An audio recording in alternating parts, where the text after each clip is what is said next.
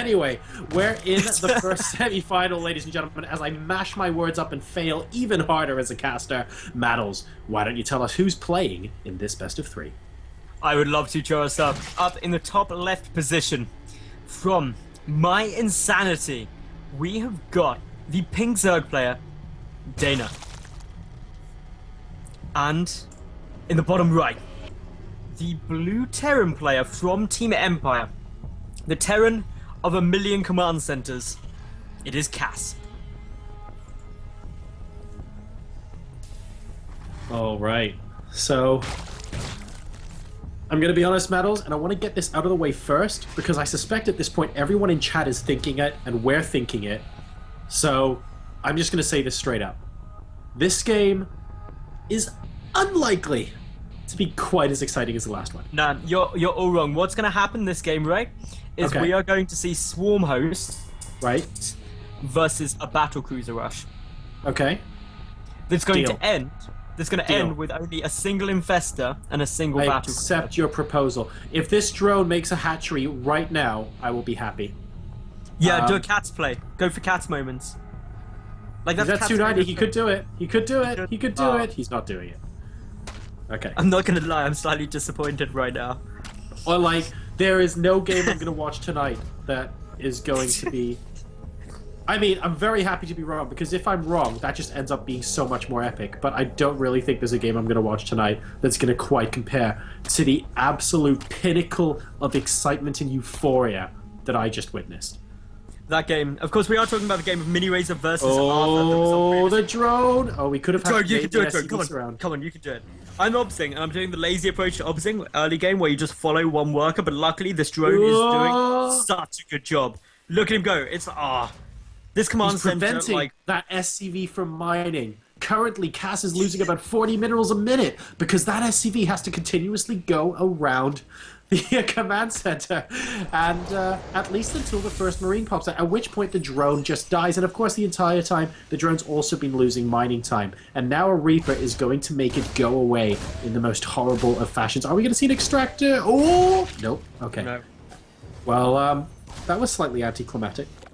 Oh, I don't know. That was pretty intense, man. Like, have you ever been chased around a command center? I love how you get chased so much. He was like, why no repair? So why don't you just repair it? Like, honestly, Just repair it. What are you doing? I've also got good news for everyone.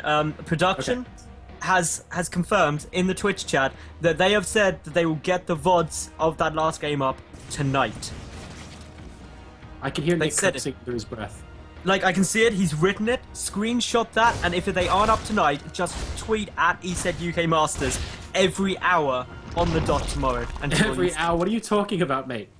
Look, okay, this is have you learned nothing from esports and Twitter? If someone does something wrong, you tweet them 5 times a minute until the problem is rectified or sponsors withdraw their cash. It's totally how this esports works. Oh. Yeah, Okay. duh. So, I've been going wrong with this, like, argument, damn. don't do those. Just tweet Nick very angrily. I think that'll suffice. Yeah, isn't it at Nick GSC? I think it might be. I think it is. if you didn't catch that, that's at Nick GSC. Definitely at Nick GSC. Okay, cool. And in the meantime, of course, the man of 1,000,000 command centers is conveniently going for very early 3 command centers. He will keep making them now. Like, he's got... Oh, the Reapers are getting taken out. Oh, nice around there by Dana. That was really good.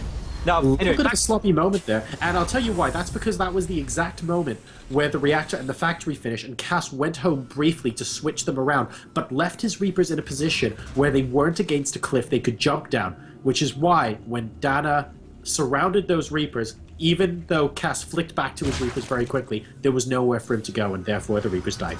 Sad story. now, this is important to note that the third command center is nearly finished. Cass is not going to stop making them now. Like, for the rest of the game, he's just going to keep producing them time and time again. Because what's the most... This is a fun little, like, caster trivia fact. What is the most number of command centers you've seen Cass make in a game, Jorosa? I know I've genuinely seen games where a Terran has had more than 10 command centers at the end of the game, but that's because there were planetaries out across the middle of the map. They weren't mining. Yep. Don't know if that counts. Yep, no, So that I've counts. seen- They just make them. Yeah, I've seen over 10 before, but I don't think it was Cass. I've seen Cass with 17. What? 17 command... He made a wall of them. Are you serious? Yeah, like he made a wall of command centers that made into planetary When fortress was- to like was wall this off. HOTS? Was this No, this recent? is Wings of Liberty. No, this is Okay. Wings of Liberty. It was like a year ago. It was the funniest thing I've seen. He blocked off like half the map. Just disgusting. with planetary fortress because it's like screw it. And then his opponent went Broodlords. And it was funny. But anyway, Zerglings are Because coming. with the game. No. Now Cass is actually surrounded with these Hellions, but the Zerglings are being forced back though as the reinforcements come in there. Meanwhile, Overlord is in for Dana, sees the orbital command there, knows that Cass is up to his normal trickery, and therefore is getting up a third hatchery of his own. Yep, and I like this decision, to be honest. If he knows anything about Cass's style and getting those command centers up early, it definitely makes sense for him to try and move in on early and grab this hatchery. Also, hatcheries take forever to be killed by Hellions, which is basically all Cass has. Oh, on the field Joris right now. into the natural, and drones do get killed easily by them. Ooh, that third shot actually killed a decent number of them off. Currently, Cass has killed 13 workers this game. Now, what Dana has to do is recognize that Cass basically isn't making any more Hellions off the back of this, so whatever damage these guys get to do is more or less what they're going to be confined to for the rest of the game. For that reason, Dana, and I can actually see him doing this quite well, should just be doing nothing but droning up and just accept, look, I'm going to lose some workers here, but all I'm going to do is remake them faster than you can kill more. I like this. 18 workers killed in total so far this game, but guess what? Dana is already back up to an equal number of workers. And here comes the hugely counterattack, and those Widow Mines were caught napping big time, and now Dana is going to be feeling pretty good about how he handled that. Yeah, okay, he did only manage to kill 2 workers this entire game, compared to That's 18 in yeah. Cass, so That that's... looks like he should have killed more. I thought 4 or 5 at least went down there, so a little bit surprised. It probably should have been a few more, but yeah, that was... That was slightly unusual. Also, I've got to mention this, Josa. Bammy has just Yep, okay. put in the Twitch chat a face swap of us two. Oh god. Oh my... Get it away! Ah! Can I just say, like, genuinely no offense or anything, but with your hair, I look really bold. Like, I look seriously like I'm desperately trying to hide a receding hairline. I'm not sure I like that. It's the trouble is your face is a lot larger than mine. Like, so It's to cover all that brain, man. You gotta have something out front.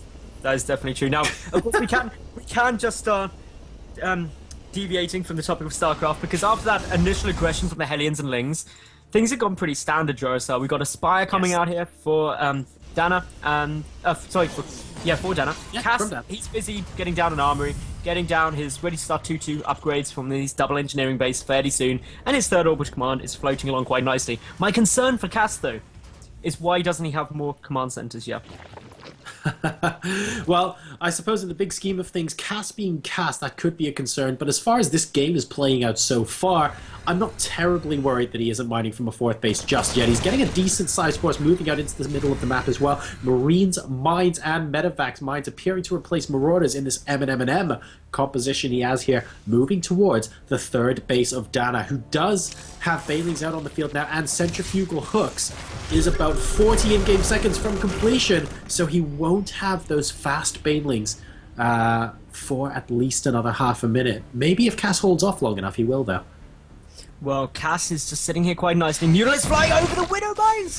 One goes down, that's always bad, but all the Banelings are coming in, the Banelings have to get taken out, but they don't. The second Widow Mine triggers on just a few Lings, big Baneling connections. And about 8 Marines went down there, I do believe. And Cass has been supply blocked for the last couple of seconds as well. 4 supply depots about to finish up. So during the execution of that attack there, the macro of Cass slipping just a little bit. He's now up to about 170 supply, and oh, he's definitely serious about this aggression as Drilling Claws comes in at the factory tech lab. So we're going to be seeing some really quick burrowing Widow Mines, and we're going to see a very, very concentrated Biomine play moving into the mid-game here. Now, I'm feeling a little more comfortable because there's a 4th command center now in production for Cass, so he's going back to his usual ways. Meanwhile, we see Dana is getting the 4th hatchery down too, so these two both expanding, a little bit of an engagement in the center. Zerglings alone are not going to be able to push into this. The Widow Mines, of course, burrowing like beasts before even Drilling Claws is done. That's about a quarter done, but look at this, Jorisar. 11 Banelings morphing in. This could be big, and the 4th even forced to cancel there from the Zerg. Yep, 32 Lings on the way now, 11 Banelings morphing in, and we are also about to complete pneumatized Carapace as well for him, just for good measure there, so he can get a little bit of scouting information ahead of his army with this Overseer. Mutas coming in, and oh good god, Lings and Banelings from all sides here, and the Mutas are going to be able to clean up one of those medevacs, and that one was full of Marines. That is incredibly unfortunate for Cass, and of course we see here as well the Mutalists are chasing this all down. The medevacs are getting taken out. That is very unfortunate, and all in all, that was a brilliant engagement for Dana, but Cass is macroing like a boss. 160 supply to just shy of 140 for Dana. After losing his pretty much entire aggressive force, and they're about to lose it again as the Banelings destroy everything. Ow.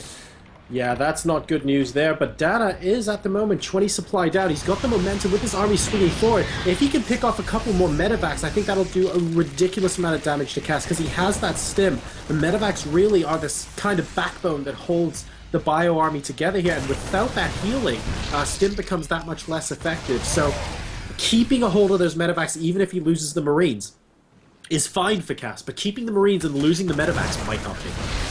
Well, in comes more Banelings yet again. The Mutalists from behind are picking up those medevacs, just as you said, Jorisar. Only one remains on the field at the moment.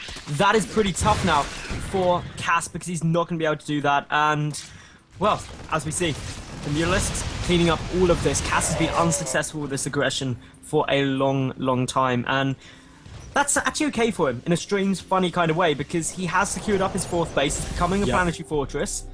Cass And being Cass. Cass being Cass is a base up. That's good. Yeah, being a base up on a Zerg player, definitely a great position to be when you're a Terran, and he does have the supply lead as well, 150 versus 137. This army, though, is looking pretty darn scary, and if he chooses not to engage head-on here, then he's basically not going to walk into the mine. So if Dana has a way of forcing Cass to engage him where he wants to be engaged, then I think he might be able to do well. He's moving into this club of Marines now, and there's only 2 Widow Mines here. They get decent hits off. Good splitting there by Cass. And is that going to be enough? It looks like it so far. Where are the rest of the Lings? He should have really sent a bunch into the 3rd base location. Instead, kept them with the army, and the Marines managed to finish them off. So Dana now is the one falling back, and he's only at 126 army. 126 supply.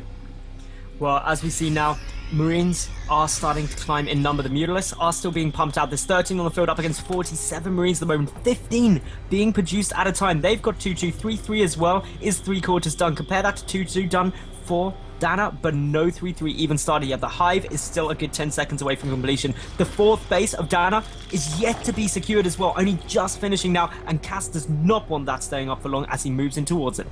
Yeah, trying to secure... Ooh, never mind, a decent Bailey connect there, but the Widow Mine's getting even better connect. And unfortunately, Dana just not able to get a word in sideways against this bio mine composition coming in here from Cass. This 4th base is almost certainly going to go down. There is a Widow Mine with these Marines, and oh, needs to watch out for those Banelings. There goes the Widow Mine shot off on those Mutas, and that's going to be enough. Dana gives the GG, and Cass is going to take game